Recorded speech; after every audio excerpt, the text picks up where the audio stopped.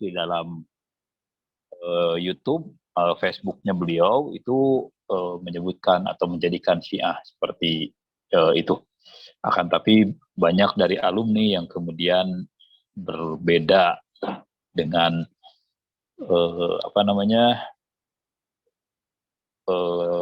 khitohnya Babu Salam yang lintas mazhab, uwa Islamiyah, menghormati perbedaan, menghormati mazhab, dan menjadikan Syiah itu sebagai satu kekuatan dari kaum muslimin. Makanya nanti di dalam ini bisa di-share ininya, presentasinya. Ya, bukan tentang Syiah secara ini, tapi hanya sekilas saja. Ya, judulnya tentang Syiah lagi. Karena sudah banyak sebetulnya pembahasan tentang Syiah, dan kita akan membahasnya lagi, dan mungkin nanti lagi. Silakan ke slide yang kedua, itu semua masuk surga kecuali satu. Kita menemukan atau kita sangat akrab dengan sebuah riwayat yang menyebutkan bahwa umat Islam itu terpecah menjadi sekian golongan, 73 atau 72 golongan, dan semuanya masuk neraka kecuali satu. Itu hadis yang populer yang kita sering dengar.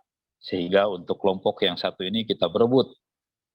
Merasa paling benar, merasa paling surga, merasa paling segalanya deh. Pokoknya semua kebenaran mutlak itu dimiliki oleh kelompok yang satu ini. Sambil menjelekkan atau mengkafirkan kelompok-kelompok yang lain. Karena di dalam riwayatnya itu kulluhum finnar illa wahidah. Semuanya di dalam neraka kecuali satu. Nah, dalam riwayatnya itu kemudian siapa yang disebut satu kelompok itu? Nah, ada beberapa namanya versi atau ada beberapa redaksi yang ya tadi dipergunakan untuk menginikan kelompok yang lain. Akan tapi dalam riwayat yang saya temukan ini itu berbeda 180 derajat. Ya. Nah, ini kita baca tafarruqu ummati ala sab'ina wa ihda wa sab'ina firqah. Semua umat itu akan berpecah kelompok-kelompok hingga menjadi 70 atau 71 firqah. Nah, yang menarik di sini kulluhum fil jannah illa firqah wahidah. Semuanya masuk surga kecuali satu kelompok.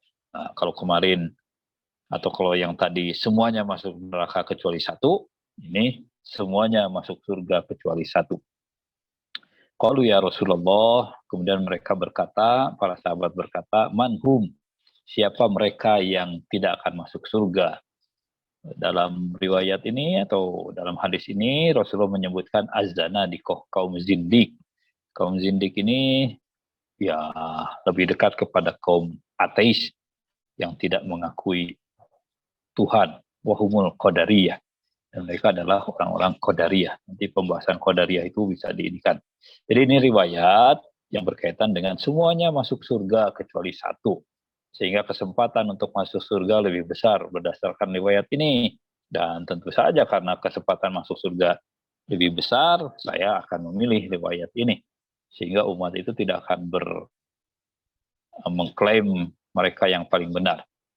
Karena semuanya, yang Sunni yang bisa masuk surga, yang Syiah yang bisa masuk surga, kelompok-kelompok lain pun, Ahmadiyah bisa masuk surga, agama yang lain pun mungkin kalau ikut pendapatnya Buya Syakur ya, bisa masuk surga, yang masing-masing itu nanti ketentuan Allah Subhanahu wa Ta'ala. Jadi jangan khawatir, Sunni dan Syiah itu ya semua masuk surga. Ada satu riwayat, satu ayat, saya lupa ayatnya, ayat berapa itu, bahwa orang-orang yang dulu sering menyesatkan kelompok yang lain, itu nanti di hari akhirat, di hari akhir, itu terkejut ternyata mereka ketemu dengan orang-orang yang dulu disesatkan itu. Nanti kita lihat ayatnya. Baik, selanjutnya, nah ini kapan istilah Syiah itu muncul? Dalam Khazanah Syiah tentunya, bahwa Syiah ini muncul bersamaan dengan munculnya atau dimunculkan justru oleh Rasulullah Shallallahu Alaihi Wasallam. Walaupun secara mungkin dalam ilmu kalam itu biasanya Syiah itu muncul ketika terjadi Sakifah itu. Ala kulli hal, ada riwayat dari Rasulullah yang menyebutkan kata Syiah itu secara khusus. Saya bacakan beberapa, satu atau dua riwayat. Warada anin Nabiul Adzam sallallahu alaihi wasallam anna Syiahumul faizun. Diriwayatkan atau bersumber dari Nabi Al-A'zam, Nabi yang mulia sallallahu alaihi wasallam, anna Syiahumul faizun, bahwa orang-orang Syiah itu adalah orang-orang yang berbahagia. Musnadan an Ummi Salamah. Jadi sumbernya dari Ummu Salamah. Qalat berkata, ma tadhkuruna min syi'ati Ali. Apa yang kau sebut tentang Syiah Ali? Nah, di situ disebutkan an syi'ati Ali wa humul faizuna yaumal qiyamah. Dan mereka adalah orang-orang yang faizuna yaumal qiyamah. Nah, di sini kita belum berbicara Syiah itu Syiah yang mana maksudnya, tapi kata Syiah itu sudah muncul. Wa fi tarikh Dimashq Ibnu Asakir musnadan an Ummi Salamah. Dalam tarikh Dimashq ini juga disebutkan dari Ibnu Asakir, dari Ummu Salamah. Beliau mengatakan begini, qalat, berkata Ummu Salamah, sami'tun Nabiyya sallallahu alaihi wasallam. Aku dengar dari Nabi sallallahu alaihi wasallam yaqul. Nabi berkata, inna aliyan wa syi'atahu humul faizuna yaumal qiyamah. Bahwa sesungguhnya Ali dan Syiahnya itu adalah orang-orang yang berbahagia pada hari kiamat. Dan seterusnya. Jadi kata Syiah itu muncul disebutkan oleh Rasulullah Shallallahu Alaihi Wasallam dan mungkin kemudian mendapatkan penegasan setelah Rasulullah meninggal. Ketika Rasulullah meninggal itu terjadilah dua kelompok, ada Syi'atu Ali, kemudian ada Syi'atu Abu Bakar. Ada Syiahnya Ali, kelompoknya Ali, dan ada Syiahnya kelompok Abu Bakar. Syiah itu sendiri kan artinya kelompok ya. Jadi setiap yang berkelompok-kelompok itu namanya Syiah. Sekarang kalau di bahasa Arab kan mungkin ormas-ormas itu ya Syiah. Muhammadiyah itu Syiah. NU itu Syiah. Orang Syiah ya jelas itu juga Syiah. Jadi selain Syiah, mereka juga Ahlu Sunnah wal Jamaah. Ada buku Syekh Tijani menyebutkan Asyiahum Ahlu Sunnah. Karena mereka juga orang-orang Syiah itu mengikuti sunnah Nabi. Jadi siapapun yang mengikuti sunnah Nabi itu disebut sebagai Ahlu Sunnah wal Jamaah. Jadi istilah-istilah itu bisa sangat cair ya. Baik, itu beberapa riwayat. Selanjutnya antara Syiah dan Rafidhah. Nah, ini sering kita diinikan antara Syiah dan Rafidhah dengan sebutan-sebutan yang sumir, dengan sebutan-sebutan yang negatif. Nah, apa sih sebetulnya arti Syiah dan Rafidhah? Syiah tadi sudah disebutkan, Syiah itu artinya kelompok. Jadi setiap yang berkelompok-kelompok itu disebut Syiah.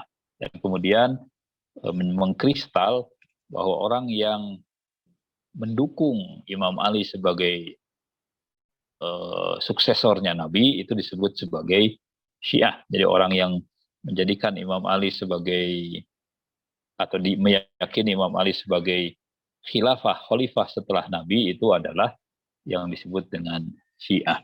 Itu secara khusus ya. Nah, Rafidhah itu apa? Ibnu Khaldun menyatakan bahwa Rafidhah adalah semua kaum Syiah di luar kelompok Zaidiyah. Ya, pengikut Imam Ali bin Zaid. Karena dikatakan Rafidhah karena mereka menolak kepemimpinan Abu Bakar harusnya ya. Kepemimpinan Abu Bakar setelah Rasulullah meninggal.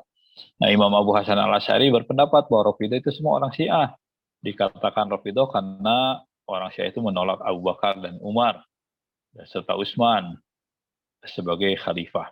Nah, sikap ini didasarkan pada keyakinan bahwa Imam Ali lebih berhak menjadi khalifah dibanding mereka, dibanding Abu Bakar, Umar, ataupun Utsman.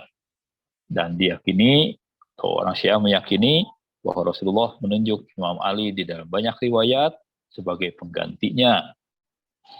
Dalam penjelasan ayat tabligh gitu ya, ya ayyuhar rasul atau ayat apa itu ya ayyuhar rasul ayat 60 kalau tidak salah, ya ayyuhar rasul balligh ma unzila ilaika mir rabbik fa illam taf'al fama.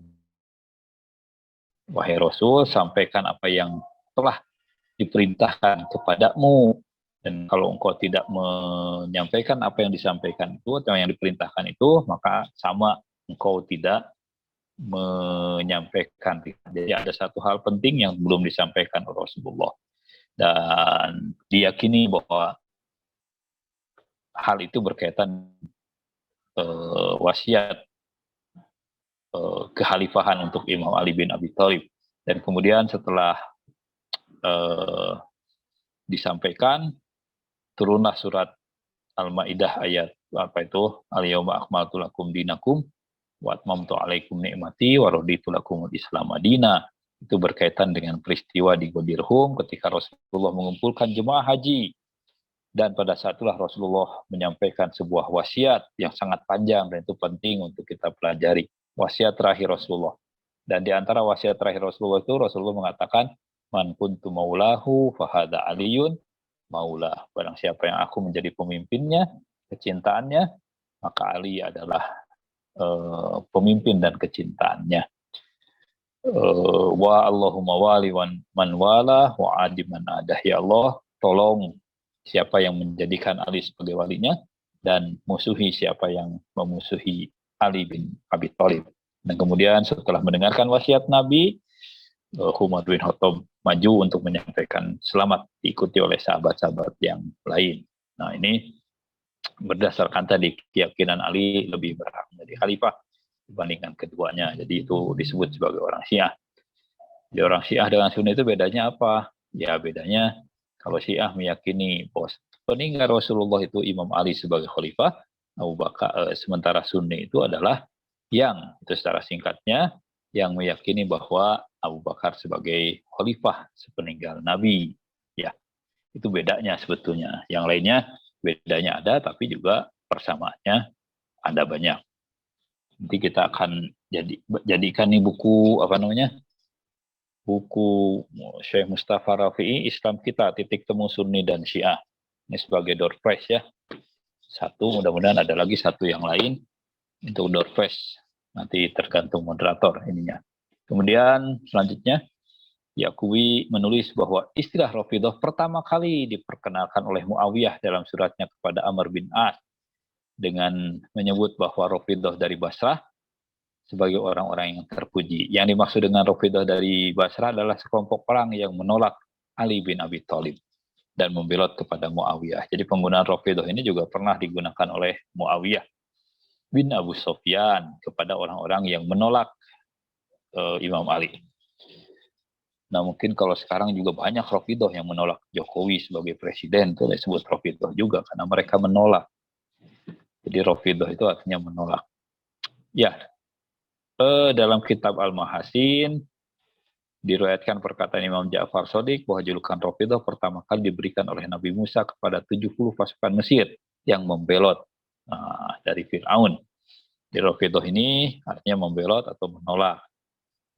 Jadi tidak ada kaitannya sebetulnya dengan ideologi Syiahnya. Sering dikatakan Syiah Rafidhah itu karena memang menolak kepemimpinan Abu Bakar. Dan itu pada zaman sahabat, nah itu hal yang biasa-biasa saja gitu ya. Terjadi perbedaan seperti sekarang lah. Ada yang pro pemerintah, ada yang anti pemerintah. Pada saat itu pun ada yang pro Abu Bakar, ada yang pro kepada Imam Ali bin Abi Thalib. Nah itu warisan sejarah dan kita tentu tidak ingin mewarisi perpecahan itu dan biarkan itu sebagai sebuah lembaran-lembaran sejarah. Nah kita ini khususnya alumni Babu Salam ini untuk merajut ukhuwah Islamiyah. Baik, selanjutnya karena ini pendahuluannya. Selanjutnya, nah bagaimana Syiah di tengah kaum muslimin? Secara umum sebetulnya kaum muslimin di seluruh dunia itu mengakui bahwa orang-orang pengikut Syiah ini adalah sebagai kelompok muslim dan mempunyai hak yang sama seperti muslim yang lain. Saya kutipkan di sini ada Risalah Aman. Risalah Aman itu diikuti oleh ulama-ulama kaliber dunia. Dari Indonesia juga banyak. ada Profesor Din Samsudin kalau tidak salah, kemudian Dr.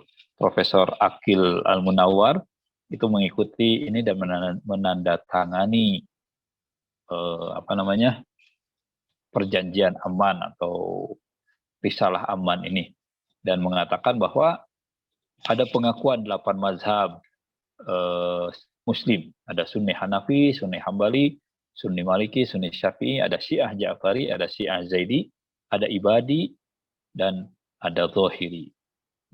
Ibadi ini dari kaum Khawarij yang masih tersisa di Oman, tidak salah. Ada Daud Az-Zahiri, juga itu 8 mazhab yang dimasukkan sebagai kelompok kaum muslimin. Jadi Syiah itu masuk dalam kelompok kaum muslimin yang diakui oleh seluruh kaum muslimin di dunia.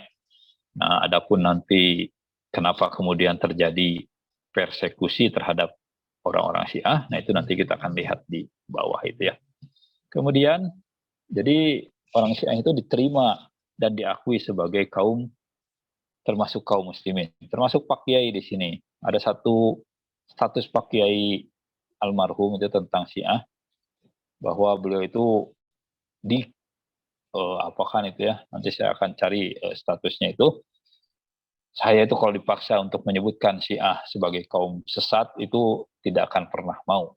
Sebabnya apa? Ada sesuatu di balik status itu. Jadi katanya Pak Kiai ini disebut sebagai orang Syiah juga, termasuk Pak Abu Salam itu Syiah, karena apa? Menganggap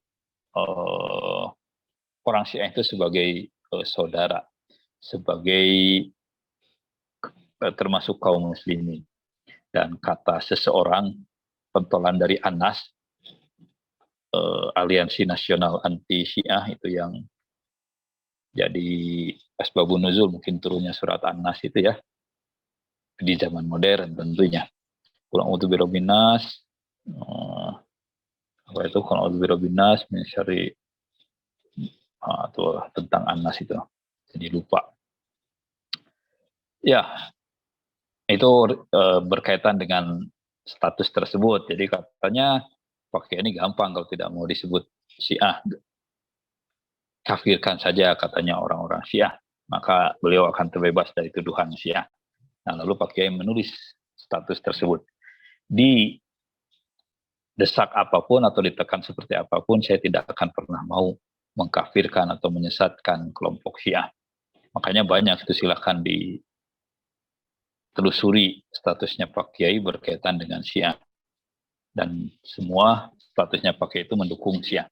Selanjutnya ini dari Syekh Muhammad Saltut, sesungguhnya mazhab Ja'fari yang juga dikenal dengan mazhab Syiah Isna Syariah adalah mazhab yang sah dan diperbolehkan mengikutinya seperti mengikuti mazhab-mazhab ahli sunnah yang lain. Jadi tidak ada salahnya menjadi orang Syiah di Babu Salam. Selanjutnya, atau bukan hanya di Babu Salam saja, di seluruh dunia.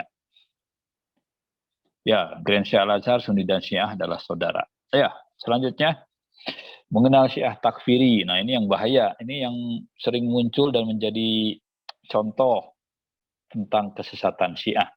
Tujuannya apa? Sebenarnya Syiah takfiri ini dimunculkan oleh Amerika, Inggris, dan di Australia ada satu lagi Wahidi namanya. Tujuannya adalah menimbulkan perpecahan di kalangan kaum muslimin dengan menyebarkan berbagai macam fitnah. Nah, ini ada satu wawancara antara mantan agen Mossad atau agen Mossad dengan Harian Al-Hayat Libanon. Bisa juga diakses di situsnya, itu mengenal agen Mossad dalam gerakan Islam. Apa yang mereka lakukan? Mereka itu mencetak buku yang menyerang Syiah dan juga mencetak puluhan buku yang menyerang Sunni. Dan masing-masing dinamakan dengan nama-nama. Misalnya kalau yang menyerang Sunni, ya disebutlah misalnya nama-nama Syiah. Atau gambaran-gambaran yang nulisnya orang Syiah. Dan kalau yang menulisnya Sunni, tentang Syiah misalnya, ya itu ini. Jadi puluhan buku yang menyerang Syiah dengan cara menjijikan, dan buku lain yang menyerang Sunnah sudah dicetak. Dan dimanfaatkan juga oleh orang-orang yang fanatik dari kedua belah pihak. Jadi ingat bahwa yang fanatik itu bukan hanya di kalangan Syiah saja, di kalangan Sunni ada setiap kelompok ada orang-orang fanatik yang dimanfaatkan oleh tadi kefanatikannya itu. Nah, sudah dicetak dan dimanfaatkan juga oleh orang-orang yang fanatik dari kedua belah pihak. Setelah diyakinkan bahwa buku-buku tersebut dicetak oleh para dermawan Teluk dengan cetakan yang sangat bagus.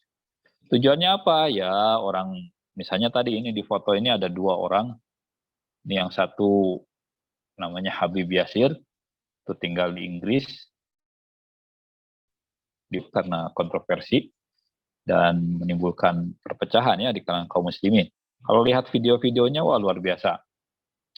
Memang membuat panas orang-orang sunnah, orang-orang ahli sunnah wal jamaah, karena yang dimunculkan adalah isu-isu yang sangat-sangat sensitif dan diharamkan dimunculkan oleh ulama-ulama, otoritas ulama di kalangan Syiah. Yang satu lagi yang sebelah kanan itu yang orang Afghanistan itu teman saya itu namanya Hasan Al-Lahyori. Itu juga sama dikeluarkan dari madrasah karena ya kontroversial. Yang kemudian dia diangkut ke Amerika membuat stasiun televisi dan membuat konten-konten yang menyerang kelompok-kelompok sunnah. Nah, ini model-model seperti ini kita harus waspada gitu. Jadi kalau ada konten-konten yang Syiah misalnya mengatasnamakan Syiah menyerang Sunni, itu harus dilihat ini benar bukan. Karena apa? Ada larangan dari otoritas ulama-ulama Syiah itu untuk menimbulkan perpecahan dengan cara misalkan menghina, mencaci maki simbol-simbol yang dihormati oleh kelompok-kelompok lain. Jadi ini kita perlu waspada dengan kelompok-kelompok seperti ini. Jangan termakan fitnah oleh mereka. Karena kita dimanfaatkan. Jadi kalau ada yang menginikan tentang Syiah atau tentang Sunni, mengatasnamakan Syiah, bahwa yang menulis itu Syiah, nah itu harus waspada. Ini jangan-jangan propaganda untuk menyebarkan fitnah. Nah ini banyak ya, Syiah takfiri. Ini ada Habib Yasir, kemudian yang satu lagi Al-Lahyori, Hasan Al-Lahyori. Selanjutnya itu pesan dari Rahbar, dari Syed Ali Khamenei. Ya, oleh karena itu kami tandaskan berulang kali bahwa kelompok yang tak berakal dan mengatasnamakan dirinya Salafi, takfiri, dan Islam memerangi Islam bukan musuh sejati. Jadi musuh kita itu, kata Syed Ali Khamenei, bukan mereka-mereka itu, tapi siapa yang ada di belakang itu. Musuh utama dan sejati adalah orang yang berada di balik kelompok ini. Pihak ini bukannya sangat misterius dan menggunakan agen-agen rahasia untuk mengarahkan umat Islam agar saling berperang. Jadi santri Babu Salam, alumni Babu Salam harus nih apa yang disebutkan oleh atau yang dijadikan Pak Kiai sebagai manhaj dakwahnya itu sudah on the track ya, udah betul banget. Dan ini perjuangan yang berat. Jadi harus waspada dan harus hati-hati. Terakhir, ya musuh Islam yang sebenarnya adalah mereka yang mencoba meyakinkan Sunni dan Syiah bermusuhan. Jadi itu musuh Islam yang sebenarnya. Jadi kalau ada di keliling kita yang menjadikan, oh nih orang Syiah itu berbahaya, orang Sunni itu berbahaya, orang Syiah itu berbahaya, dan diharapkan kita bermusuhan, ya itulah musuh Islam yang sebenarnya. Kita harus waspada dan hati-hati. Dan sebagai alumni pesantren Al-Quran Babu Salam yang sudah dijelaskan oleh almarhum Pak Kiai sebagai pesantren ukhuwah, itu harus mengusung ukhuwah, bukan malah ikut menjadi bahan bakar dalam perpecahan itu. Ya, itu saja. Pertama, mungkin terima kasih kepanjangan ya. Assalamualaikum warahmatullahi wabarakatuh. Waalaikumsalam. Waalaikumsalam warahmatullahi wabarakatuh.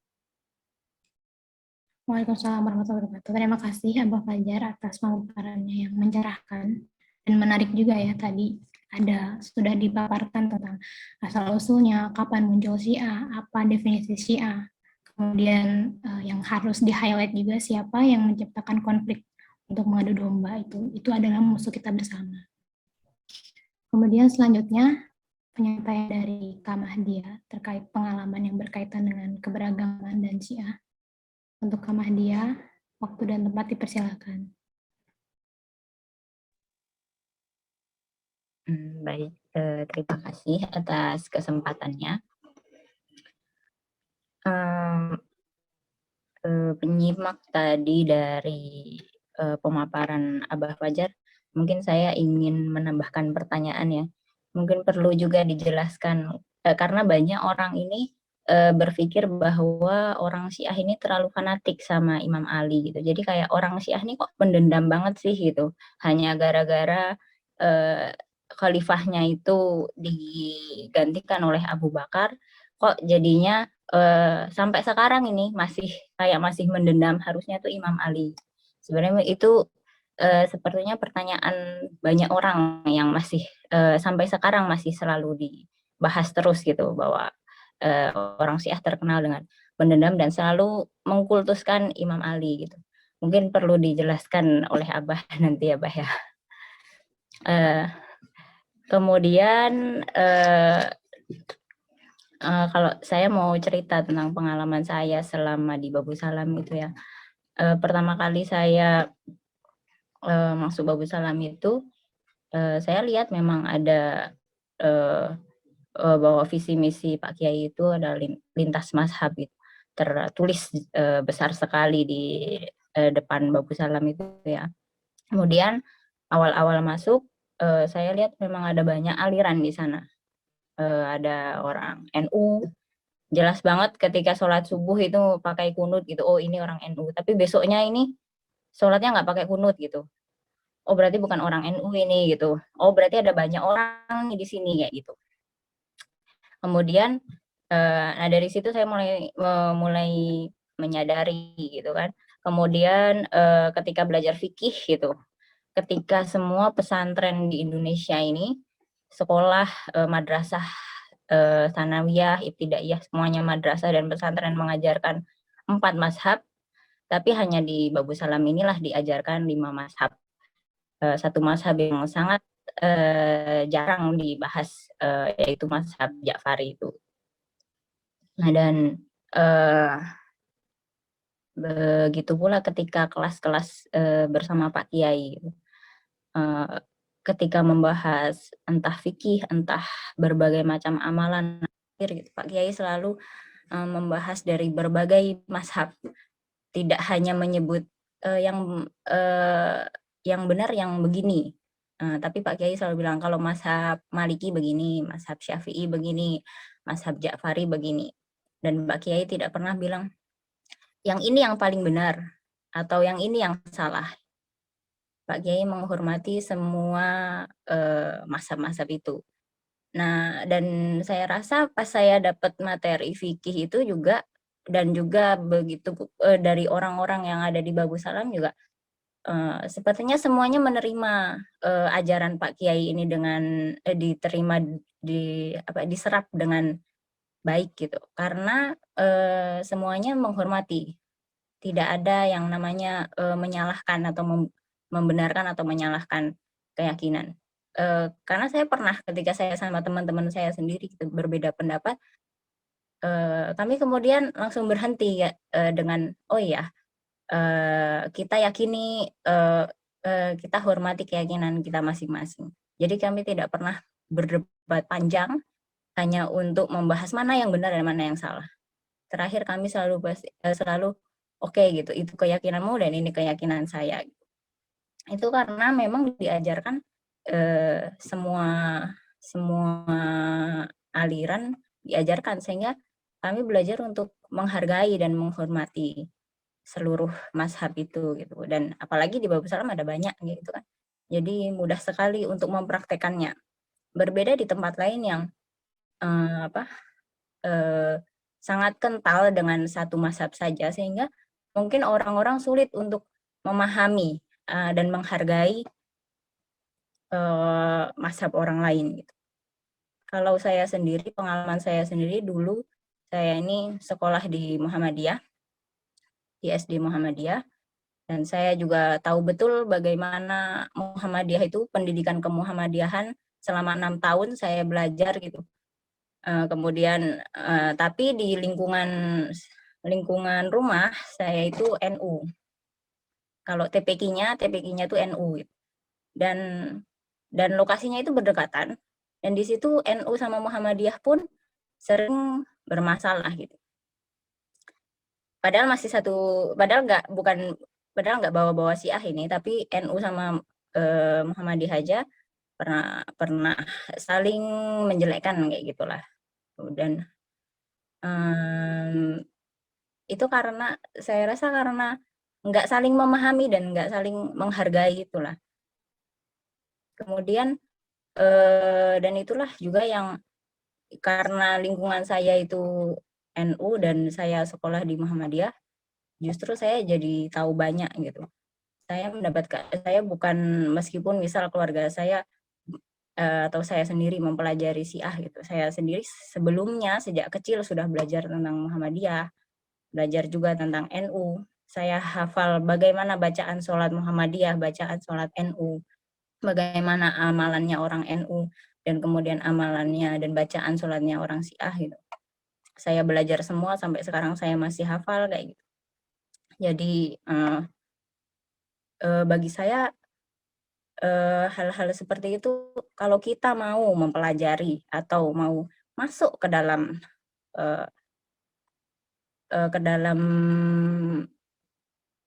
mazhab orang atau aliran orang kayak gitu, sebenarnya membuat kita semakin menghargai orang lain gitu.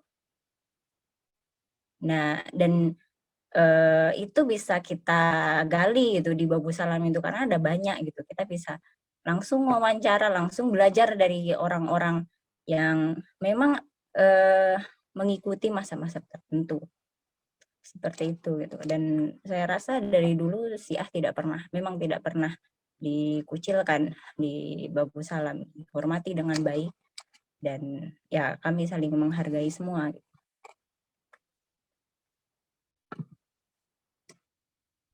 Kira-kira begitu. Ya, cerita yang menarik dari Kak Mahdia. Waktu saya SMP di Babu Salam juga saya relate banget dengan kadang sholat subuhnya pakai kunut, kadang enggak gitu. Dan dulu memang rasanya konflik-konflik Sunni Syiah belum sepanas sekarang. Mungkin karena sekarang ada sosial media jadi terasa lebih gerah atau mungkin ada alasan lain, entah juga gitu. Tapi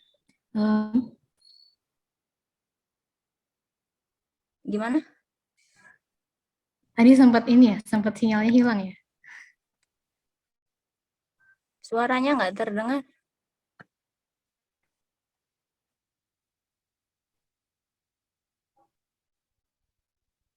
Masih nggak kedengar, Kak? Halo? Udah, Ro, udah kedengeran. Udah. Ya, dan pengalaman berada di lingkungan yang heterogen juga itu sangat membantu dalam memahami ternyata perbedaan itu banyak sekali di sekitar kita gitu. Gak cuman hanya beda mazhab, beda agama. Sebenarnya dari perbedaan karakter, perbedaan selera, dan lain-lain itu tuh memang sudah menjadi alamiah manusia gitu, berbeda. Jadi berbeda itu sebenarnya bukan salah. Malah dalam Al-Quran juga kan menjelaskan kalau misalkan Allah itu sengaja menciptakan kita beragam karena ya supaya berlomba-lomba dalam kebaikan gitu, dan untuk saling mengenal juga dan menghargai pengalaman spiritual orang lain, menghargai pilihan orang lain juga kan itu sebenarnya bagian dari budi yang luhur juga kan, dan berarti kita tuh sudah menerapkan iman itu gitu loh, tidak menghakimi orang lain. Takutnya ketika kita menyesatkan orang lain, keangkuhan itu tuh menjauhkan kita dari kebenaran gitu, menutup hati kita dari kebenaran, padahal apa salahnya mengenal yang lain, mengenal berbagai kelompok yang pada dasarnya datang dari satu dalil yang sama, hanya berbeda penafsiran saja.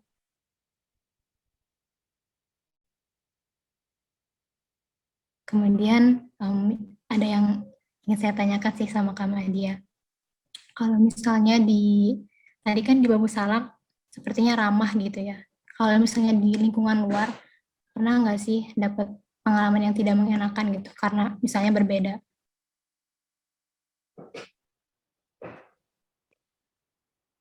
Jujur saja kalau saya ini nggak terlalu menonjol ya untuk menunjukkan bahwa apa sih identitas saya kayak gitu. Karena saya betul-betul menghindari perdebatan yang sifatnya permukaan gitu. hal-hal yang esensial, bukan eksistensi gitu. Jadi saya belum pernah mendapatkan perlakuan yang berbeda gitu, karena memang saya menghindari hal-hal seperti itu gitu. Tapi ya ada di mana tempat saya bisa mengekspresikan diri, yaitu seperti di Gus Durian gitu. Saya gabung di Gus Durian dan ini bukan hanya lintas mazhab gitu, tapi lintas agama juga gitu kan. Jadi justru di situ kami justru lebih banyak menggali dan berdiskusi tentang keragaman. Menarik. Sebelum ke sesi pertanyaan, saya mengingatkan untuk para peserta boleh mengirim pertanyaan melalui slido.com dengan kode 692904 atau boleh di kolom chat. Atau nanti di akhir kalau misalnya masih ada waktu boleh open mic untuk menanyakan pertanyaan langsung, mengingat tadi ada door prize buku ya. Kemudian soal tadi yang pertanyaan ke Mahdia, bisa kita tanyakan langsung sekarang ya ke Abah Fajar. Apakah betul orang Syiah itu mengkultuskan Imam Ali?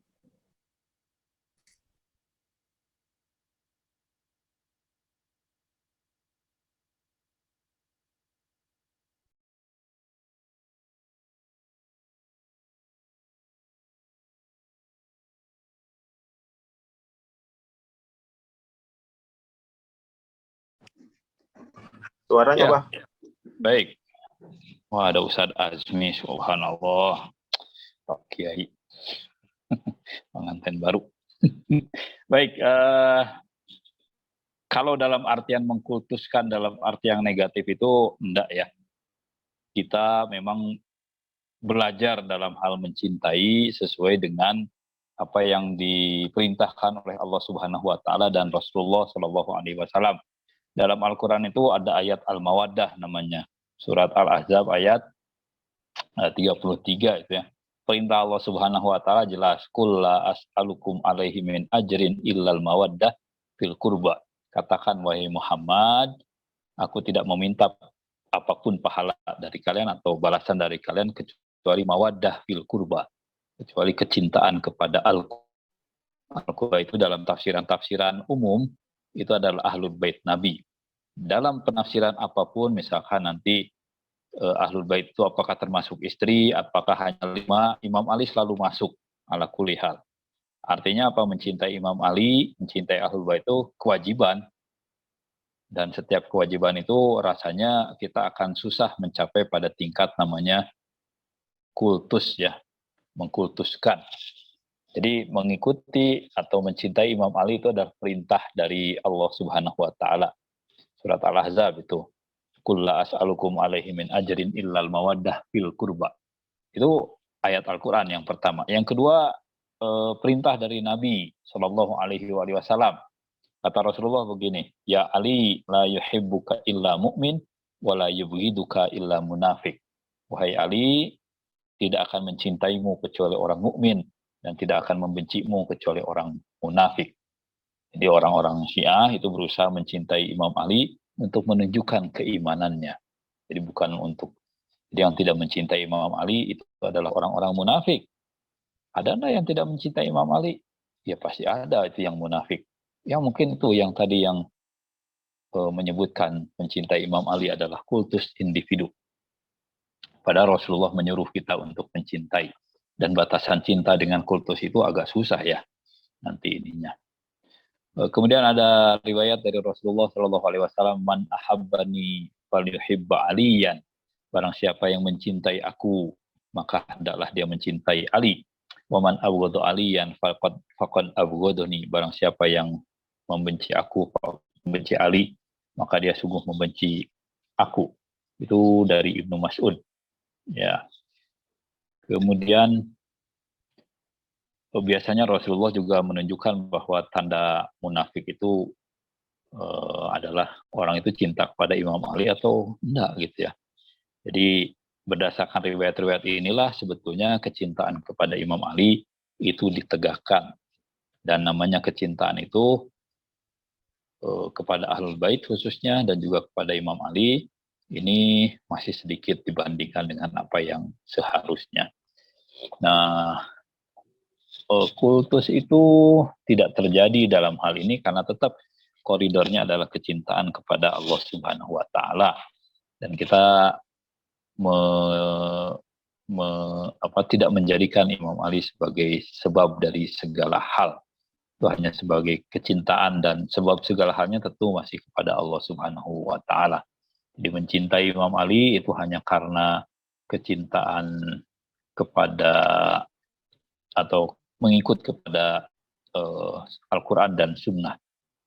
Jadi kalau kita harus orang Syiah itu kembali kepada Quran dan Sunnah, maka kecintaan kepada Imam Ali itu adalah kecintaan yang diwajibkan oleh Al-Quran dan Sunnah. Lebih kuat mungkin kecintaannya itu dibandingkan kepada sahabat-sahabat yang lain. Saya juga pernah karena selalu katanya dalam setiap ceramah yang dikutip Imam Ali lagi. Lalu saya dikasih buku tentang Umar bin Khattab supaya bisa baca katanya ini. Bukan hanya Imam Ali lagi. Tapi setelah saya baca, tetap kembalinya kepada Imam Ali lagi.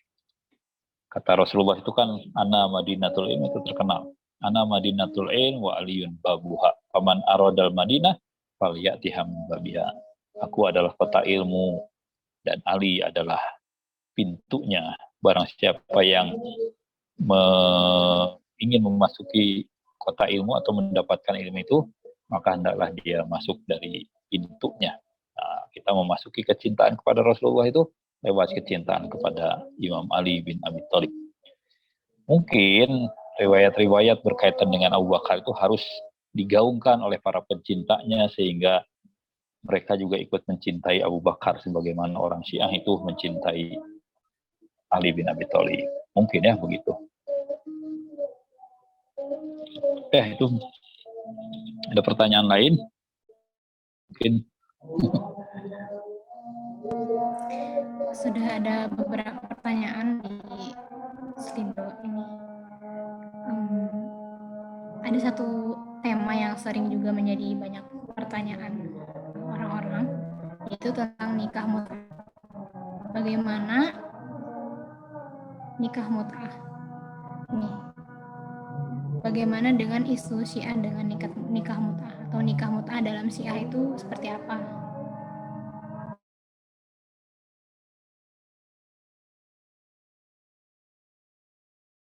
Boleh Abah dulu, nanti Kak Mahdia.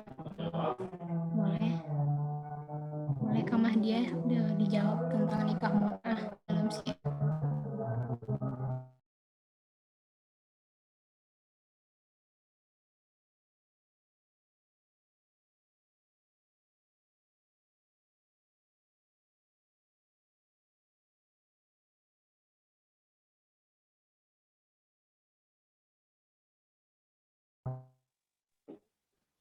ya isu tentang Syiah itu atau sekitar Syiah itu ya tidak jauh-jauh, pertanyaannya paling tentang mut'ah, takiyah, apalagi sahabat, apa gitu ya. Kayaknya itu isu besarnya itu. Baik, tentang mut'ah itu dalam Al-Quran, kembali kita kepada Al-Quran, kan kita harus kembali kepada Al-Quran dan Sunnah. Dalam Al-Quran surat An-Nisa ayat 24, itu diakui oleh semua mazhab sebagai ayat tentang mut'ah. Semua mazhab mengakui itu bahwa itu sebagai ayat tentang mut'ah. Tidak ada satupun yang menolak dari semua mazhab. Nah, penolakan itu kemudian bergeser sepeninggal Rasulullah Shallallahu Alaihi Wasallam. Apakah ayat ini dinasah atau tidak dinasah, itu dihapuskan atau tidak? Karena ada di kalangan Sunni itu ada ayatnya, tapi hukumnya sudah tidak berlaku. Atau ada hukumnya, ayatnya tidak ada. Nah, itu problem juga. Karena Al-Quran itu hukum yang tetap ada dan tidak mungkin dihapuskan oleh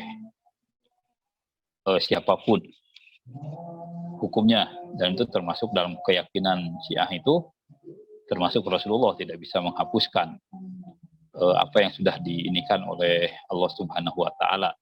Nah, kemudian masalahnya itu tadi. Jadi ini harus kita pahami bahwa tentang mut'ah itu, bahwa ini pernah terjadi dan dilakukan pada zaman Rasulullah. Kalau kita baca buku ini, tadi nanti titik temu Sunni dan Syiah, ya, ini nanti yang beruntung mendapatkan ini, bahwa ternyata ada beberapa model pernikahan dan salah satunya adalah pernikahan mut'ah yang terjadi pada zaman sebelum Islam dan masuk juga pada zaman Islam. Semua pernikahan itu dibatalkan kecuali tentang mut'ah. Jadi mut'ah itu dilakukan pada zaman Rasulullah dan jelas ini bukan perzinahan. Sebab kalau perzinahan bagaimana mungkin Rasulullah Shallallahu Alaihi Wasallam dan Allah Subhanahu Wa Taala menghalalkan hal tersebut. Jadi nikah mut'ah itu ya tetap nikah tapi dibatasi oleh waktu dan syarat-syarat yang tertentu. Nah, kemudian perbedaan terjadi apakah ini dihapuskan atau tidak. Orang Syiah mengatakan, "Tidak, ini tidak bisa dihapuskan bahkan oleh Nabi sekalipun." Karena ayat Al-Qur'an tidak bisa dihapuskan oleh Nabi. Jadi apa yang diperintahkan oleh Allah itu akan, atau apa yang disyariatkan oleh Allah Subhanahu wa Ta'ala dan selama teksnya ada itu akan terus berlaku atau akan ada paling tidak hukumnya, dan itu tidak bisa dihapuskan oleh riwayat atau oleh apa, karena beda derajatnya. Kalau Al-Quran itu kan qat'iyus subut, kalau hadis itu zonniyul wurud, jadi tidak bisa sesuatu yang zonni bisa menghapuskan yang qat'i. Itu keyakinan orang-orang Syiah, sehingga hukumnya tetap ada, nanti pelaksanaannya yang akan mungkin berbeda.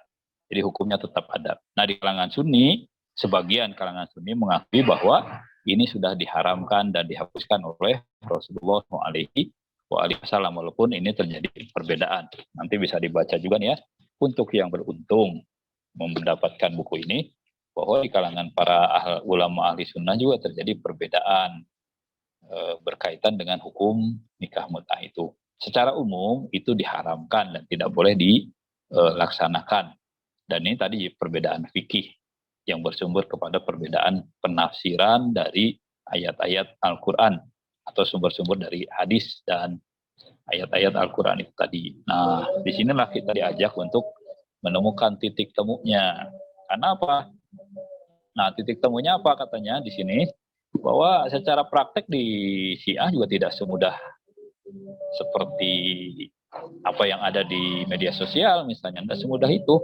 Dan di Iran sendiri kan tidak gampang itu, makan lebih gampang di puncak mungkin tuh kalau mau hal-hal yang begituan.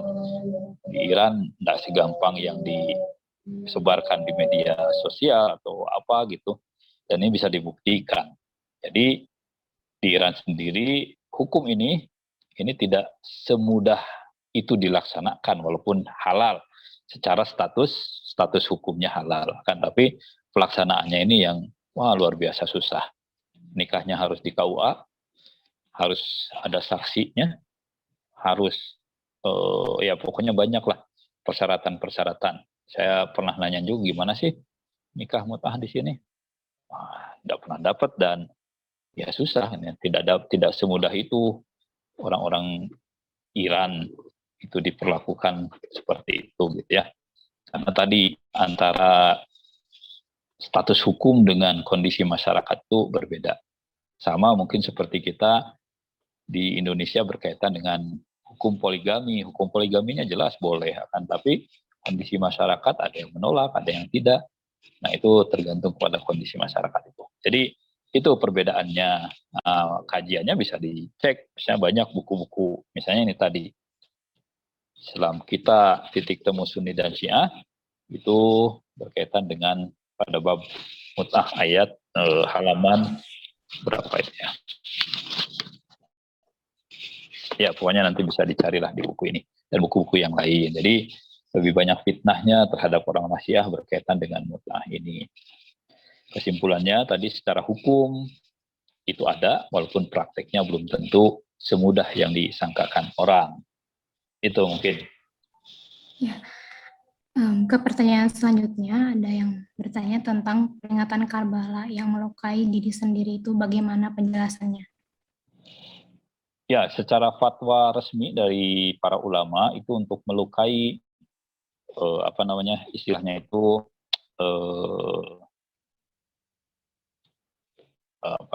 melukai itu sudah tidak diperbolehkan, hukumnya haram, dan itu lebih banyak kepada istilahnya budaya yang terjadi pada saat itu. Dan sekarang sudah mulai orang-orang Iran tidak sampai pada melukai diri, tapi tadi dilakukan oleh orang-orang Syiah yang tadi ingin menunjukkan kecintaan secara lewat jalan penderitaan, mungkinnya seperti itu, sehingga mereka masih melakukan kimezani namanya. Jadi kimezani itu ya seperti memukulkan benda tajam ke dirinya. Nah, itu bagian dari budaya-budaya yang ada di Iran dan sekarang juga sudah mulai dibersihkan oleh para ulama, dan fatwa resminya itu tidak diperbolehkan. Yang ada mungkin hanya pakai benda-benda yang tidak tajam, dan itu bagian dari budaya yang memang dipelihara oleh pemerintah dan masyarakat di sana. Jadi menunjukkan kecintaan secara berlebihan tadi seperti melukai diri itu tidak diperbolehkan lagi, walaupun masih ada gitu ya. Ya, begitu. Ya, kemudian ini ada bagaimana sikap Syiah pada sahabat Abu Bakar, Umar, dan Utsman. Mungkin boleh diceritakan ulang gitu, Bah, bagaimana orang Syiah memandang sahabat. Ya. Secara umum di kalangan Syiah itu yang namanya sahabat itu kan bertingkat-tingkat. Ada sahabat yang sangat dekat dengan Rasulullah, ada tingkatan Ahlul Bait, ada tingkatan sahabat-sahabat yang dekat dengan Rasulullah SAW, dan mereka mempunyai kualifikasi keimanan yang sangat baik. Ada sahabat-sahabat yang suka-sukanya leneh gitu ya, dan itu bisa dibuktikanlah dalam riwayat-riwayat bagaimana para sahabat, dan itu dalam Al-Quran. Misalkan Rasulullah saat khutbah itu ya, saat khutbah Jumat atau saat khutbah apa, kemudian ada rombongan pedagang dari luar membawa barang dagangan. Mungkin kalau sekarang pakai mic atau pakai apa, dan kemudian sahabat-sahabat itu meninggalkan Rasulullah.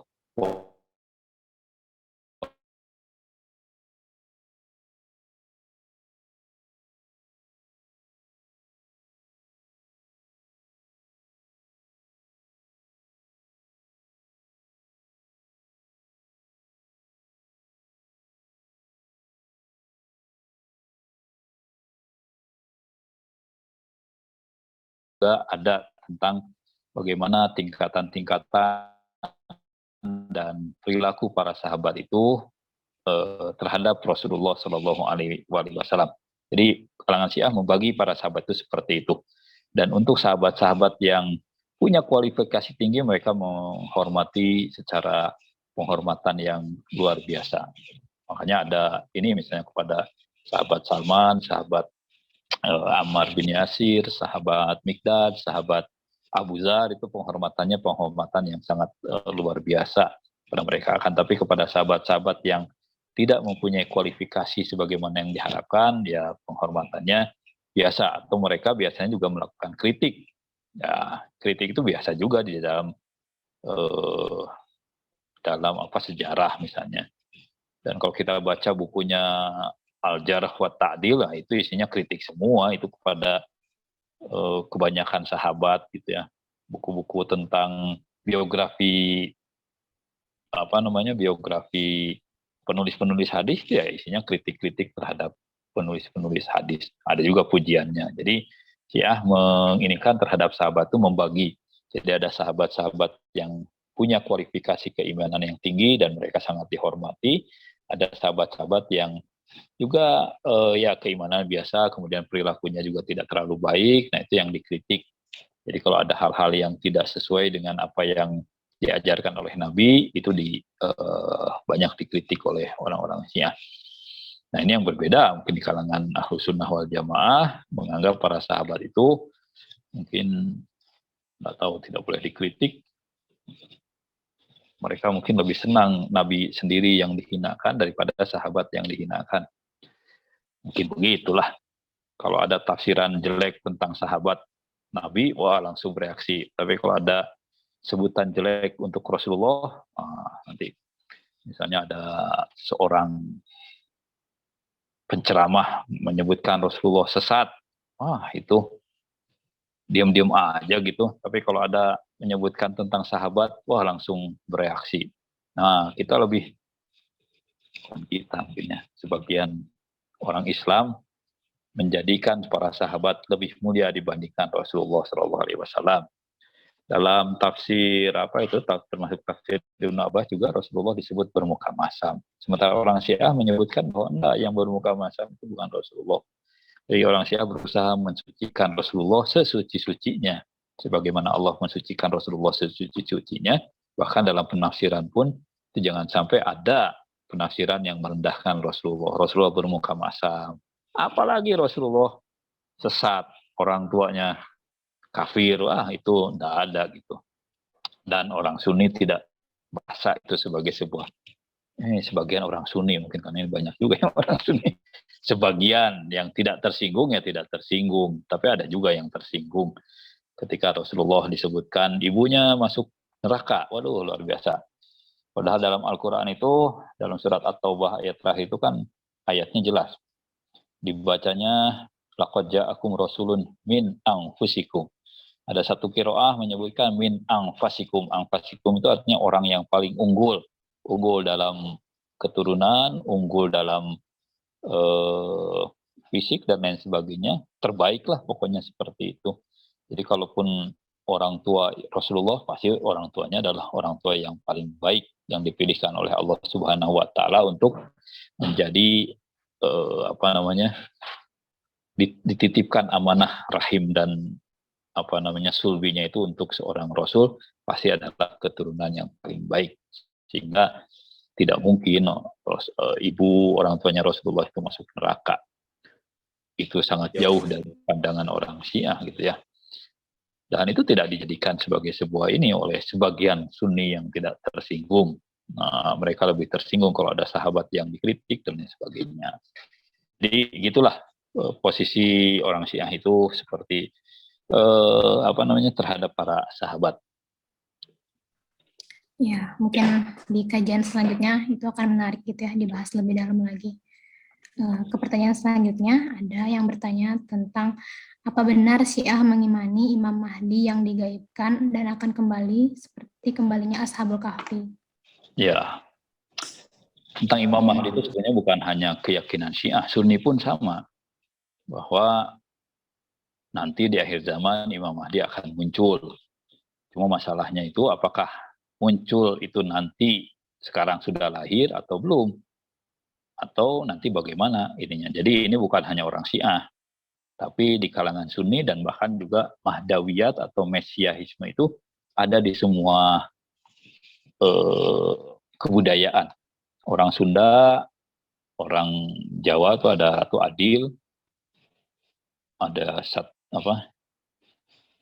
Bocah Angon itu ya. Kemarin saya tuliskan sebuah Wangsit Siliwangi tentang Bocah Angon. Saya minta tafsirkan Sukman karena itu berkaitan dengan Imam Mahdi katanya.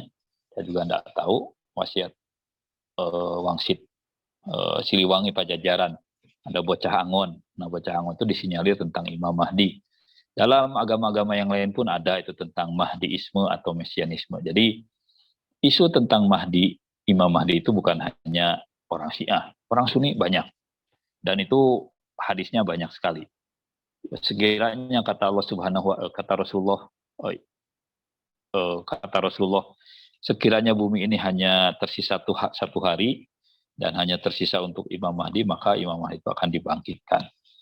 Jadi ini ada, dan itu kaitannya dalam kalangan Syiah itu berkaitan dengan satu riwayat tentang imamah. Man mata ala man mata, barang siapa yang mati walam ya'rif imama zamanihi.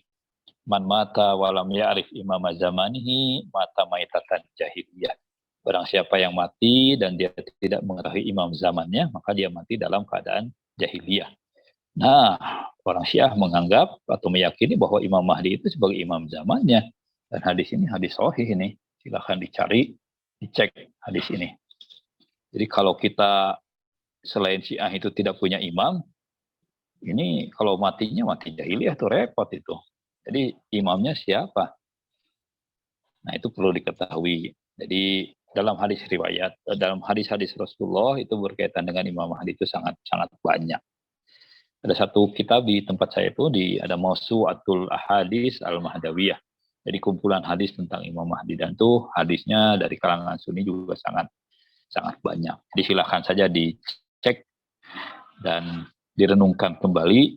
Jangan-jangan kita tidak pernah mengenal Imam Mahdi yang nanti akan muncul di akhir zaman. Yamla'ul ardo adlan wa qista, akan memenuhi bumi ini dengan keadilan dan kemakmuran. Nah, itu kita menunggu Al-Mahdi ajalallahu ta'ala farajahu syarif. Di kalangan Syiah, Imam Mahdi diyakini sudah ada, sudah hadir, sekarang tinggal menunggu kegaiban itu berakhir dan nunggu kembalinya. Di kalangan Sunni, keyakinan itu tetap ada, cuma sosoknya ini yang belum jelas siapa dan bagaimana sosoknya. Nah, itu tinggal diketahui saja, supaya jangan sampai kita tidak tahu imam zaman kita. Gitu ya. Ada pertanyaan di kolom chat tentang peristiwa Ghadir Hum. Pertanyaannya panjang, tapi intinya, apakah peristiwa Ghadir Hum itu kuat ininya? Ya. Jadi peristiwa Ghadir Hum itu satu peristiwa besar, dan ini direkam dalam banyak kesaksian. Karena apa? Setelah tadi turun surat At-Taubah itu tadi, ya ayyuhar rasul baligh ma unzila ilaika mir rabbik fa illam taf'al fama ballaghta risalatah.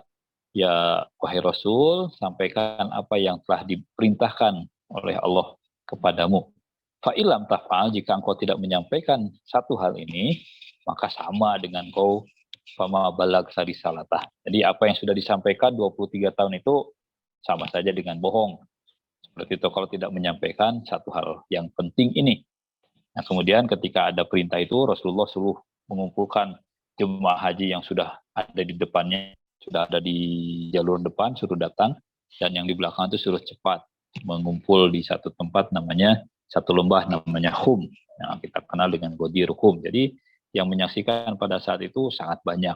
Dan Imam Ali sering menjadikan peristiwa Ghadir Hum itu sebagai ihtijaj. Ihtijaj itu berdalil gitu, bahwa dulu saya diangkat oleh Rasulullah dan sebagainya di Ghadir Hum. Apakah kamu tidak menyaksikan? Ada orang-orang yang tidak mau mengaku itu disumpahi oleh Imam Ali. Kalau kamu betul tidak mendengar, nanti kamu akan selamat. Tapi kalau kamu berbohong, kamu akan menderita sakit. Dan biasanya orang-orang yang kemudian berbohong atas peristiwa Ghadir Hum itu, mereka mengalami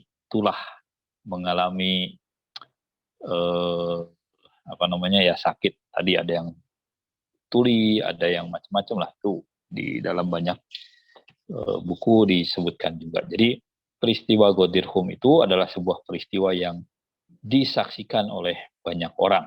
Ada satu buku oleh Allamah Amini, nama judul bukunya itu Al-Ghadir. Dia juga merangkum hadis-hadis tentang Al-Ghadir dari dua kelompok, dari Sunni dan Syiah. Dan ada 8 jilid sumber dari itu, dan itu tidak bisa dipungkiri. Peristiwa tersebut adalah sebuah peristiwa yang sangat besar, dan ini kemudian setelah selesai Rasulullah tadi mengatakan dan mengangkat Imam Ali sebagai khalifahnya, turunlah ayat Al-Maidah, itu ayat 6 kalau tidak salah, al-yauma akmaltu lakum dinakum wa atmamtu alaikum ni'mati wa raditu lakumul islama dina. Jadi kesempurnaan ayat Al-Quran, kesempurnaan agama itu ditutup oleh Nabi dengan mengangkat Imam Ali sebagai khalifatun Nabi. Begitu.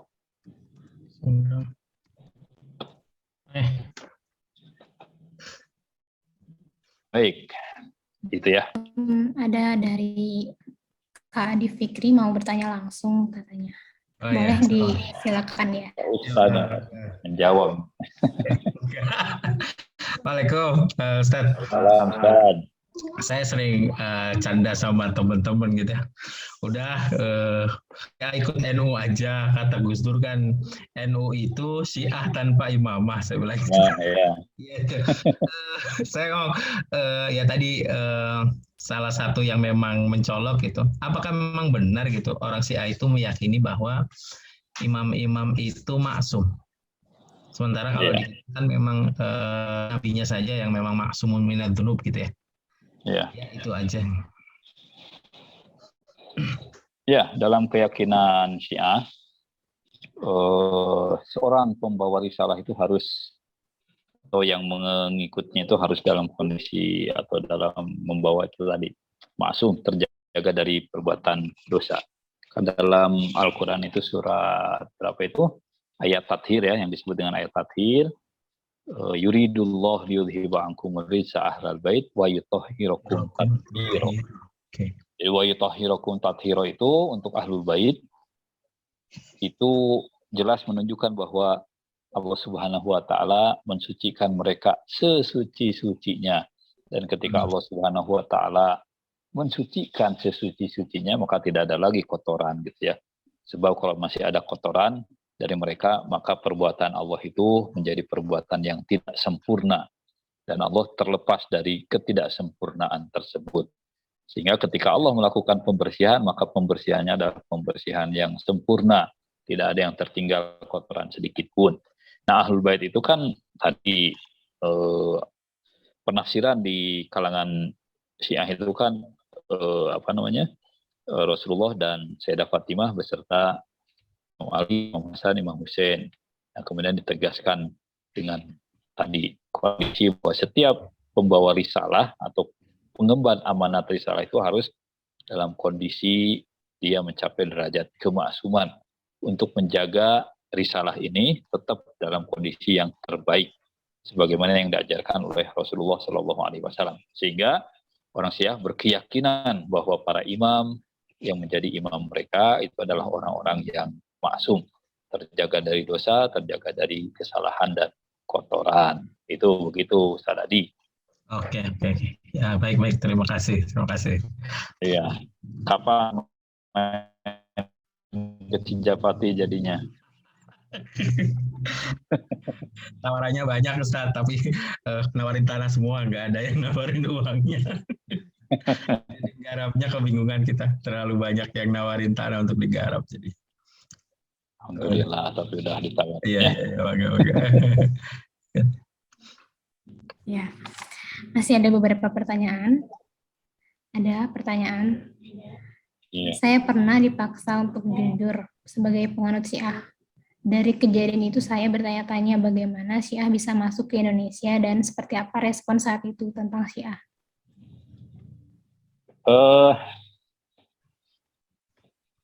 Suruh jujur jadi Syiah. Gimana tadi?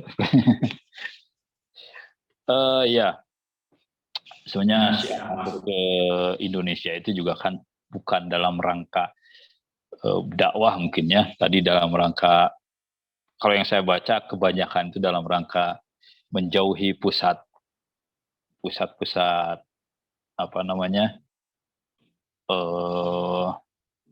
kerusuhan yang memang mencari kelompok-kelompok Syiah pada saat itu, sehingga mereka menyebar ke banyak tempat dan di sana berkumpul dengan warga setempat, mengajarkan apa yang sudah menjadi keyakinan mereka di ininya. Jadi kebanyakan sebetulnya saya sendiri tidak tahu, mungkin nanti di sini ahli-ahli sejarah, bagaimana sih masuknya Islam ke Indonesia, apakah dengan damai atau tidak?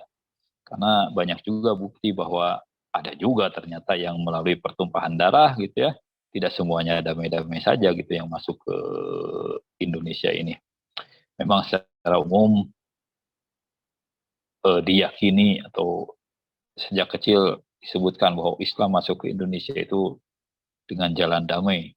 Tapi sejarah justru menunjukkan kepada kita ada juga yang memakai pertumpahan darah. Nanti tolong dikoreksi nih ahli-ahli sejarah. Jadi datangnya ke sini itu, kalau yang pertama yang saya baca itu dari Samudra Pasai, dan itu disebut sebagai kerajaan Islam pertama di Indonesia dan juga merupakan kerajaan Syiah. Akan tapi kemudian muncul terjadi konflik dengan daerah dari, ini sekali lagi tolong dikoreksi untuk yang ahli-ahli sejarah, dengan masyarakat-masyarakat atau pendatang-pendatang baru yang menggunakan jargon misalkan pembersihan agama, itu terjadi perselisihan dengan mereka. Jadi yang masuk ke sini itu lewat Samudra Pasai, itu lewat dakwah dan kebanyakan lewat budaya sih kalau yang kebanyakan masuk dan berkembang itu. Udah kebayang kalau yang masuk sekarang tuh kayak Wahabi ya. Semua serba ditendangin tuh sesajen untuk orang-orang Hindu, orang-orang itu. Ya. Mungkin nggak akan ada Islam di Indonesia kalau Wahabi yang pertama masuk gitu ya. Karena semua keyakinan-keyakinan setempat itu akan dianggap sebagai keyakinan yang menyesatkan, yang mendatangkan kemurkaan Allah Subhanahu wa Ta'ala. Jadi Islam yang datang ke Indonesia pertama kali itu adalah Islam yang betul-betul moderat, menghormati kearifan lokal semesta, dan ya sehingga kita bisa menerima kemudahan itu. Dan ditambah lagi orang Indonesia itu sangat terbuka sebetulnya. Mazhab apapun sebetulnya akan diterima, kecuali kalau negara api sudah menyerang, terjadilah keributan itu biasanya begitu. Jadi supaya tidak terjadi keributan, negara apinya di apa namanya ini kan lah. Ustaz, boleh ini nggak apa ngasih masukan satu? Sebentar. Siap, mangga. Iya. Saya waktu awal-awal di S2 ada dapat pelajaran itu, saya presentasi tentang penemuan terbaru bahwa masuknya Islam di Indonesia itu pertama bukan Samudra Pasai, malah ditemukan sebuah teks surat menyurat tentang rempah-rempah. Saya ada tuh di presentasi saya yang diterjemahkan oleh sementara orang ketika di Indonesia ada Mahadiraja, itu ada Malikal Mulk gitu, terus ngomong tentang apa sih, tentang rempah-rempah itu yang memang ada di Indonesia. Jadi terakhir yang saya baca justru itu langsung memang zamannya Utsman bin Affan. Jadi surat menyuratnya Utsman bin Affan, wallahu alam, tapi memang ada bukti sejarahnya berupa tulisan di sebuah museum sih. Saya ada screenshot-nya itu nanti. Ya, boleh nanti Ustaz Adi dalam sesi yang lain berbicara tentang sejarah Islam ke Indonesia gitu ya, itu menarik. Boleh. Ya, Ustaz Adi ya. Iya. Tapi yang jelas kalau kata Gus Baha memang ya untung agama ini di Indonesia yang bawa pedagang, Ustaz, bukan ulama.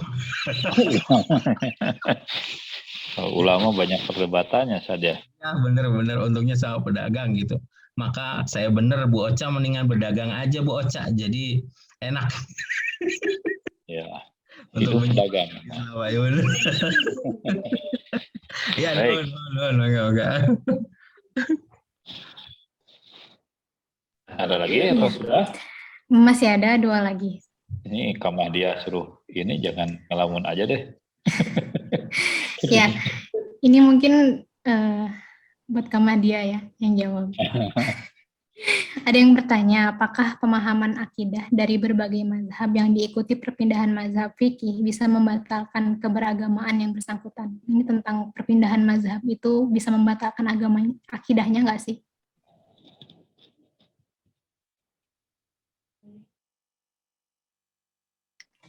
Kalau menurut Kamadia gimana? Pertanyaan berat ya untuk Abah sebenarnya ini. Ya, silahkan.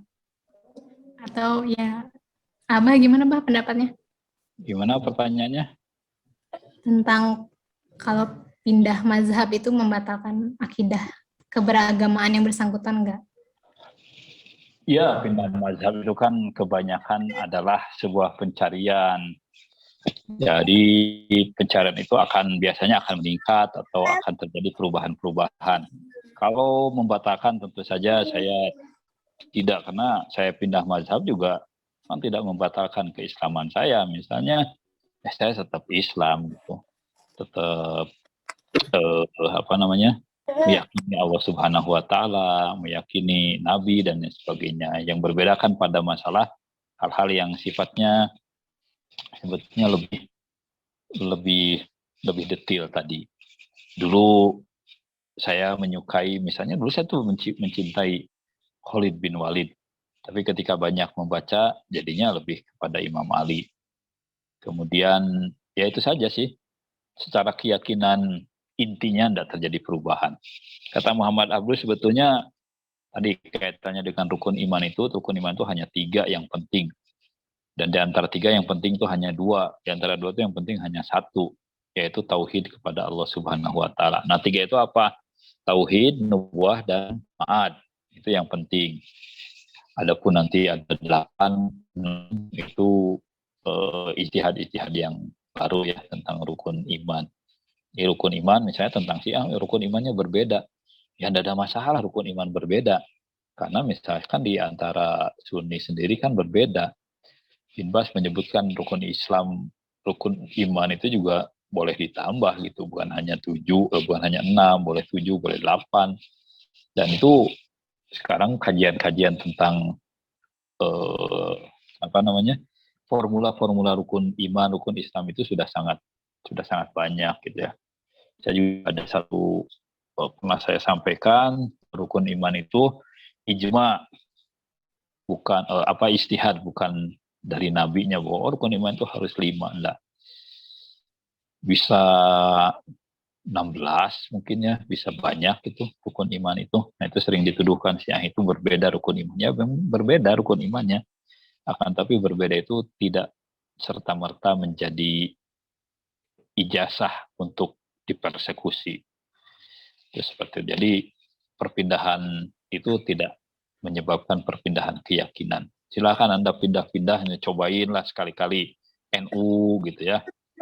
Orang NU sekali-kali nanti udah bosan jadi NU, jadilah orang Muhammadiyah gitu. Sehingga keragaman itu muncul dan kita menikmati atau menghayati itu. Yang penting jangan sampai ketika kita pindah itu merasa paling benar dan menyalahkan orang lain. Itu saja sih kalau menurut saya mah. Ya. Baik. Ingin menambahkan Zahro. Boleh Kak. Ya. Jadi kalau berdasarkan pengalaman saya sendiri ya, ini bukan berdasarkan agama atau bagaimana gitu. Justru ketika kita belajar lebih banyak gitu, dan mempelajari banyak, baik mazhab maupun agama, semakin tipis perbedaannya. Kalau kita bahas akidah, semakin tipis apa perbedaannya Sunni sama Syiah itu. Semakin lama semakin bingung saya membedakannya. Jangankan Sunni Syiah, ketika saya belajar tasawuf Islam, yang misal saya belajar Mula Sadra, dengan tasawuf Buddha, itu mirip. Perjalanannya itu mirip. Ada 4 tahapan, kemudian dari makhluk ke Tuhan, itu mirip-mirip sekali gitu. Jadi tipis sekali antara agama yang satu dengan agama lain. Jadi jalan menuju Tuhan itu ada banyak sekali dan ada banyak sekali pengalaman-pengalaman orang. Dan kalau kita belajar banyak hal, justru kita nggak akan menemukan perbedaan-perbedaannya. Tuh, setuju banget Kak Mahdia. Ada pertanyaan buat Kak Mahdia. Kalau menurut mazhab Syiah, bagaimana sih memandang perempuan?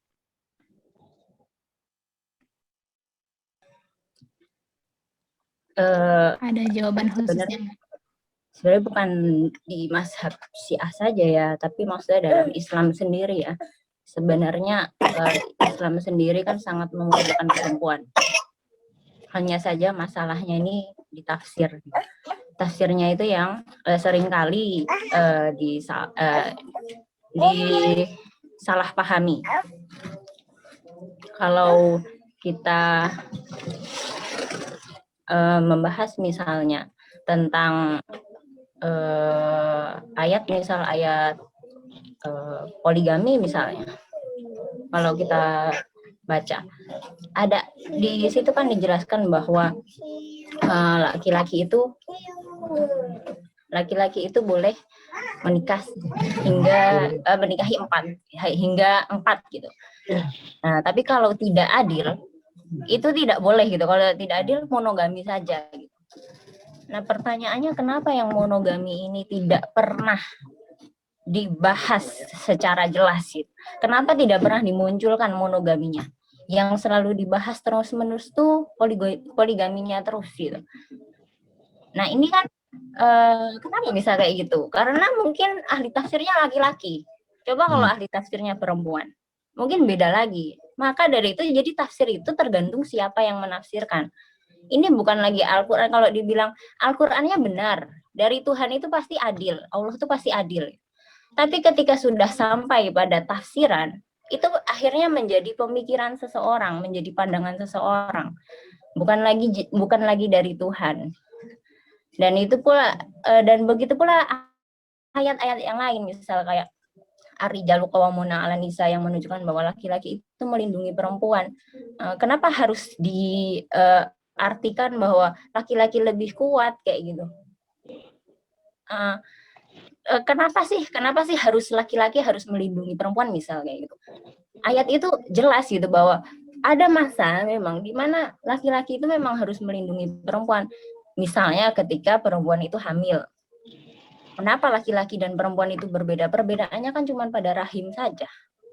Sehingga perempuan ini mengalami hal-hal yang sangat menyakitkan saat hamil, saat melahirkan, saat menyusui, dan disitulah peran laki-laki gitu. Jadi semua ini dari dalam agama sebenarnya, dalam agama Islam, baik di mazhab apapun gitu, sebenarnya perempuan itu sangat dimuliakan, hanya saja penafsirannya saja yang berbeda. Dan itulah kenapa perempuan itu mungkin harus belajar banyak, harus banyak yang menjadi ahli tafsir agar bisa menafsirkan sesuai dengan pengalaman perempuan. Kenapa harus pakai pengalaman perempuan? Karena laki-laki nggak bisa mengalami pengalaman perempuan karena laki-laki nggak punya rahim. Jadi nggak bisa menafsirkan kayak betapa perempuan itu kepayahan. Di Al-Quran dijelaskan bagaimana kepayahannya menyusui. Laki-laki nggak bisa menjelaskan ini gitu. Dan yang bisa menjelaskan hanya perempuan gitu.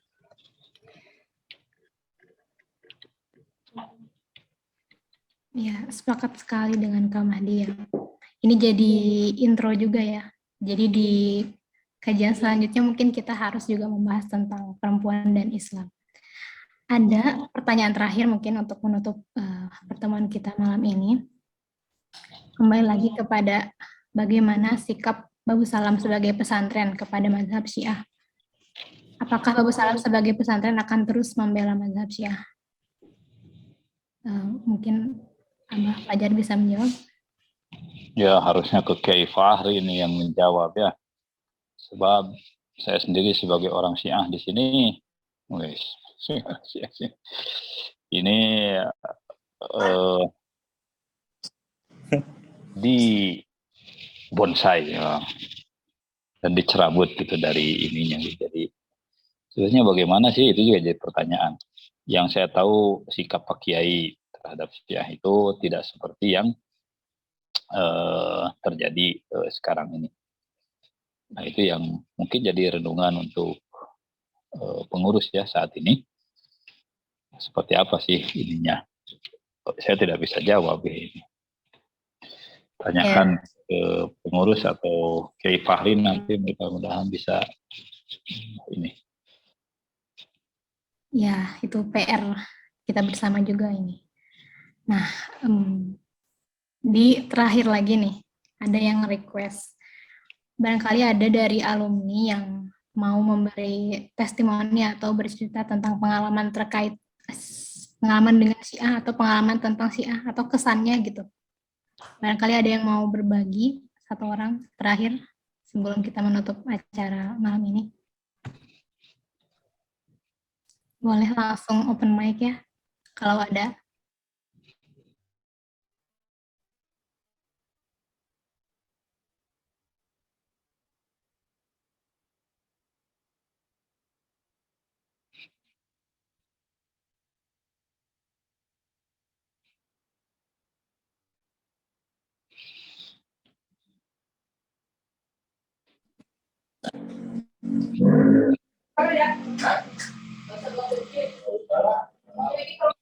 Boleh ngasih sedikit?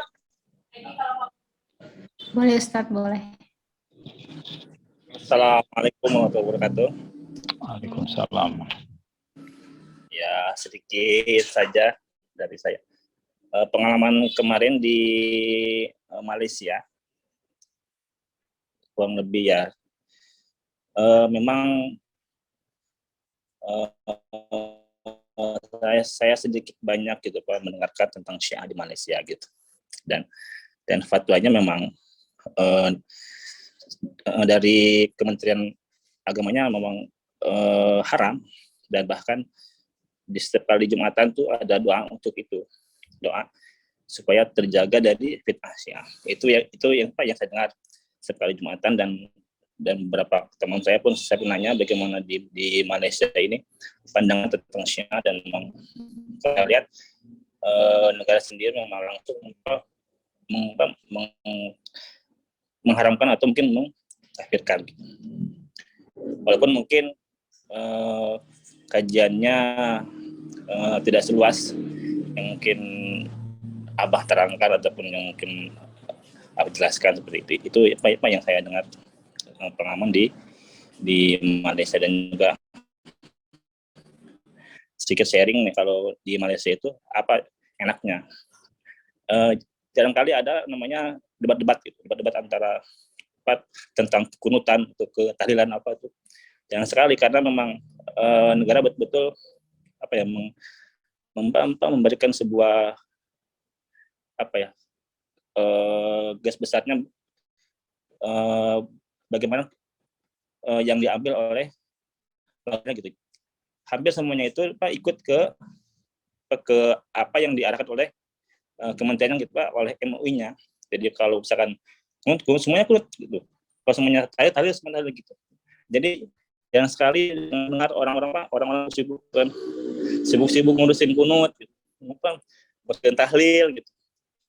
Memang jarang sekali gitu kalau yang saya lihat di sana gitu. Jadi karena memang negaranya langsung mengatakan bahwa subuh semuanya harus kunut, dan juga ya itu tadi kalau gambaran tentang Syiah di sana yang saya dengar, dan bahkan sekali ada pengajian atau Jumatan, khatib selalu bilang terjaga dari fitnah, bahkan disebutkan fitnah Syiah gitu. Itu Pak yang sangat kalau di KL gitu. Apakah itu mungkin sudah melalui kajian atau belum, saya sih kurang begitu kurang begitu mendalami. Tapi kalau lihat dari sharing sama teman-teman gitu, memang fatwanya memang sudah diharamkan kalau di KL gitu. Itu yang saya tahu. Itu aja. Baik, terima kasih berbagi pengalamannya Ustadz Azmi. Tadi ada door prize buku, tapi hanya satu. Mungkin karena tadi ada Pak Muhammad Abdul Malik, pertanyaannya sangat niat. Mungkin boleh ya, Mbak ya, buat Pak Abdul Malik door prize-nya. Ya. Itu Pak, fotokopi dulu Pak. Fotokopi. Ya, fotokopi. Antum ada bahasa Arabnya ini nanti. Ada Pak, ada. Ada. Saya pun Tadi lupa, ya, Pak. Tuh. Saya pun lihat lagi. Saya pun lupa bawa bukunya yang di Malaysia itu. Ada buku gitu Pak, ada bukunya tentang Syiah di Malaysia itu. Tapi saya kemarin karena pulangnya nggak itu niat ada bukan keburu-buru, jadi nggak ke bawah gitu. Buku tentang pandangan Syiah di Malaysia itu. Gitu. Tapi nanti lah mudahan saya minta ke teman lah untuk kirimkan nanti, insya Allah nanti supaya Abah bisa mengkaji dari mana gitu, praktek haram di sana gitu. Iya. Ya. Tapi yang itu ya di baca kopi ya. Ya, siap. ini ada yang tanya mau bukunya, Bah, beli di mana? Mau bukunya? Ini belinya nantilah saya cari, ada ini Kang siapa namanya? Lupa.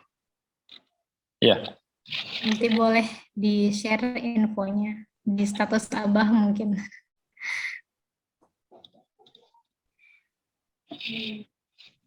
Ya, kita sebenarnya sudah selesai rangkaian acara malam hari ini. Kita tutup dulu mungkin ya.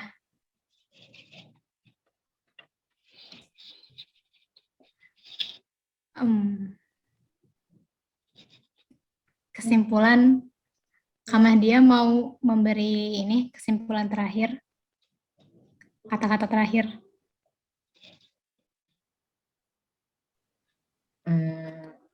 Mungkin kalau dari saya sendiri, kalau kita mau mempelajari banyak hal gitu, ketika misal kita ini penasaran ada sesuatu yang menurut kita itu buruk gitu atau nggak tepat gitu, lebih baik kita pelajari langsung, datangi langsung kayak gitu, agar kita tahu dapat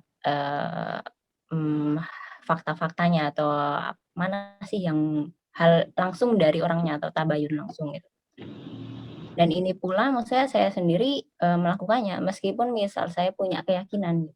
Saya kan masih belajar sejak awal, tadi saya cerita dari mulai Muhammadiyah, NU saya pelajari semua, kemudian ketika kuliah saya juga ikut kajiannya orang HTI gitu. Saya pengen tahu kayak gimana sih mereka itu, bagaimana sih pemikirannya mereka. Sehingga saya kalau misal saya bilang saya tolak HTI misal,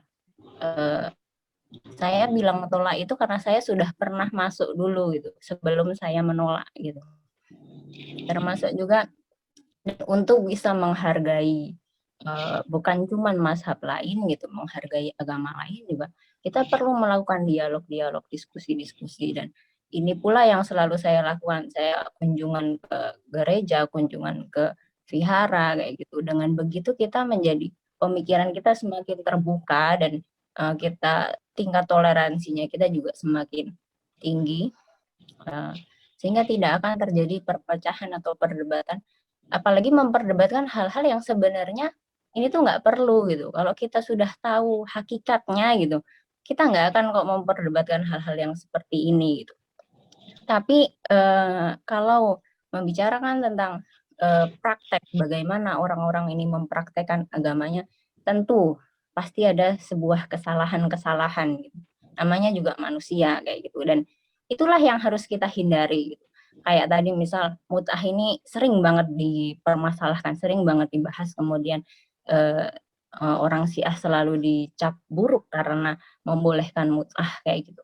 Padahal dalam Syiah sendiri nikah mut'ah itu tidak boleh dilakukan sembarangan kayak gitu, dan orang-orang Syiah sendiri membenci orang-orang yang sembarangan melakukan nikah mut'ah. Dan jangankan kita bahas nikah mut'ah gitu, kita bahas poligami aja gitu, banyak sekali yang menzalimi nya sendiri. Dan sekarang kalau jangan bahas poligami, bahas menikah biasa aja, nikah yang resmi yang baik secara agama maupun negara, banyak sekali terjadi kekerasan verbal, kekerasan emosional, kekerasan fisik kayak gitu kan.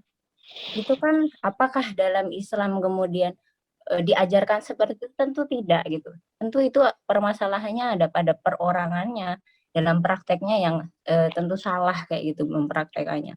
Maka kalau selalu dibilang Syiah identik dengan nikah mut'ah dan identik dengan hal-hal yang lain, tentu itu sebenarnya balik lagi ke perorangannya. Dan kalau pengen tahu ya tentu langsung tabayun, langsung pelajari langsung sebelum kita mengkafirkan atau mensesatkan kayak gitu, atau mengatakan bahwa mereka itu salah kayak gitu.